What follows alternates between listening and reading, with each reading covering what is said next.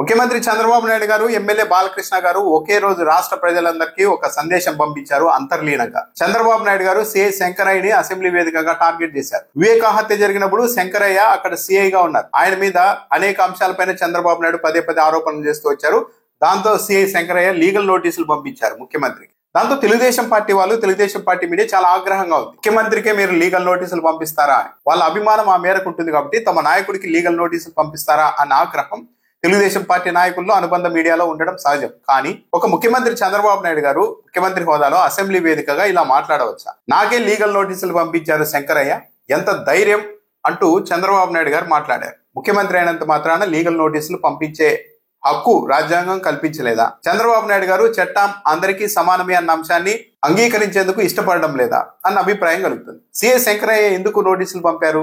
నిందితులకు అనుకూలంగా శంకరయ్య వ్యవహరించడంతో డిఎస్పీగా ప్రమోషన్ ఇచ్చారని చంద్రబాబు నాయుడు గారు పదే పదే ప్రచారం చేశారు. ఈ ప్రచారాన్ని రాష్ట్ర ప్రజలంతా నమ్మారు.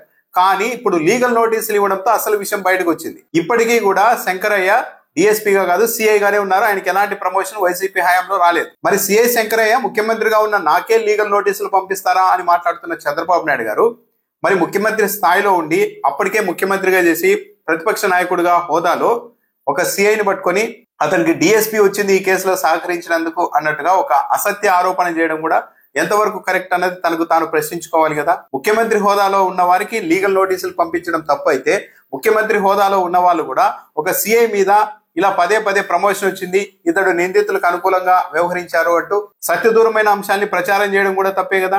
మేము అన్ని ప్రచారాలు చేస్తూ ఉంటాము, ఒక సిఐ కాబట్టి నోరు మూసుకొని ఉండాలి అన్నది అంతర్లీనంగా తెలుగుదేశం పార్టీ నాయకుల ఆలోచన. అంటే ఒక పోలీస్ శాఖలో ఒక సిఐ అయినంత మాత్రాన అతనికంటూ ఒక వ్యక్తిత్వం ఉండదా? అతనికంటూ ఒక పరువు ఉండదా? ఆ పరువుకు భంగం కలిగించేలాగా హత్య కేసులో నిందితులతో కలిసిపోయారు అన్నట్టుగా ప్రచారం చేస్తూ అందులో భాగంగా డిఎస్పీగా ప్రమోషన్లు కూడా తెచ్చుకున్నారని ప్రచారం చేస్తూ ఉంటే తన వ్యక్తిత్వాన్ని కాపాడుకునేందుకు, నిజాలు బయటకు చెప్పేందుకు అతడు ప్రయత్నించే అర్హత కూడా లేదా? డిపార్ట్మెంట్ లో ఉన్నంత మాత్రాన, ఒక సిఐగా ఉన్నంత మాత్రాన ముఖ్యమంత్రి తన మీద ఎలాంటి ఆరోపణలు చేస్తూ ఉన్నా కూడా చూస్తూ ఊరుకోవాలా? చట్టం అందరికీ సమానమే అని చెప్తోంది.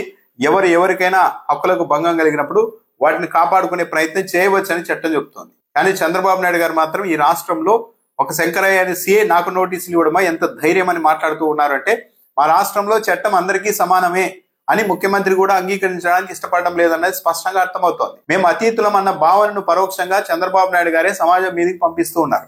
ఇక బాలకృష్ణ అయితే అసెంబ్లీలో చేసిన ఆ వ్యాఖ్యలు ఏమనాలి?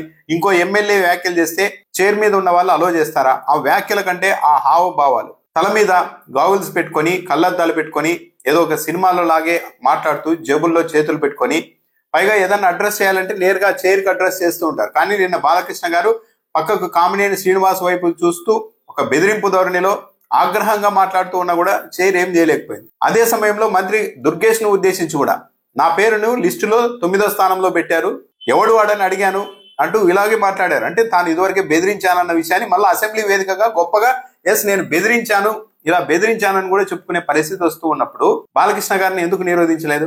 అదే ఇంకో ఎమ్మెల్యే అదే తరహాలో నెత్తి మీద కళ్ళద్దాలు పెట్టుకొని, 2 చేతులు జోబుల్లో పెట్టుకొని, పక్కన తిరిగి ఒక సభ్యుడిని బెదిరించేలాగా, అదిరించేలాగా మాట్లాడుతూ ఉంటే చైర్లో ఉన్న వాళ్ళు వెంటనే అక్కడ కాదు ఇటువైపు చూసి మాట్లాడండి అంటారు కదా. మరి బాలకృష్ణ గారికి ఎందుకు ఈ సూత్రం వర్తించలేదు? అంటే బాలకృష్ణ గారు అతీతమని నిర్ధారిస్తోందా అసెంబ్లీ కూడా? ఆయన ఏం చేసినా కూడా మనం చూస్తూ ఉండాలి అని అసెంబ్లీ నిర్ధారిస్తోందా? నిజానికి బాలకృష్ణ గారు తామంతా అతీతులమని ఎప్పటింటో చెప్పుకుంటూ వచ్చారు. గడిచిన 5 ఏళ్లలో చెప్పలేదు, కానీ అంతకుముందు తెలుగుదేశం పార్టీ అధికారంలో ఉన్నప్పుడు కూడా మా రక్తం వేరు, మా బ్రీడ్ వేరు అని మాట్లాడారు. చిరంజీవిని ఉద్దేశించి ఒక ఉత్సవానికి రావాలంటే చిరంజీవికి ఒక స్టేచర్ ఉండాలని మాట్లాడారు. ఇంకా ఆ విధంగా కూడా జనసేన పార్టీ వాళ్ళని అలగా జలమని రకరకాలుగా కూడా మాట్లాడారు. కానీ ఇప్పుడు మళ్ళా అధికారంలోకి వచ్చేసరికి మళ్ళా అదే పంతాలో బాలకృష్ణ గారు వెళ్తున్నారా? గతంలో అలా మాట్లాడడం బట్టి తెలుగుదేశం పార్టీ భారీ మూల్యం చెల్లించుకుంది. అయినప్పటికీ కూడా ప్రతిపక్షంలో ఉన్నప్పుడు అందరినీ కలుపుకొని, అందరినీ వాడుకొని, ఇప్పుడు మళ్ళా తీరా అధికారంలోకి వచ్చిన తర్వాత మిగిలిన వాళ్ళని, డిప్యూటీ సీఎం పవన్ కళ్యాణ్ సొంత అన్ననే చిరంజీవినే అవమానించేలాగా అసెంబ్లీలో మాట్లాడుతూ ఉన్నారంటే, అంటే మేము అతీతులం, మాకంతా అతీతం అని చంద్రబాబు నాయుడు గారు కావచ్చు, ఇటు బాలకృష్ణ గారు కావచ్చు భావిస్తూ ఉన్నారా? ప్రజలకు ఒక శాసనసభ ద్వారా ఇవ్వాల్సిన సందేశం ఇదేనా?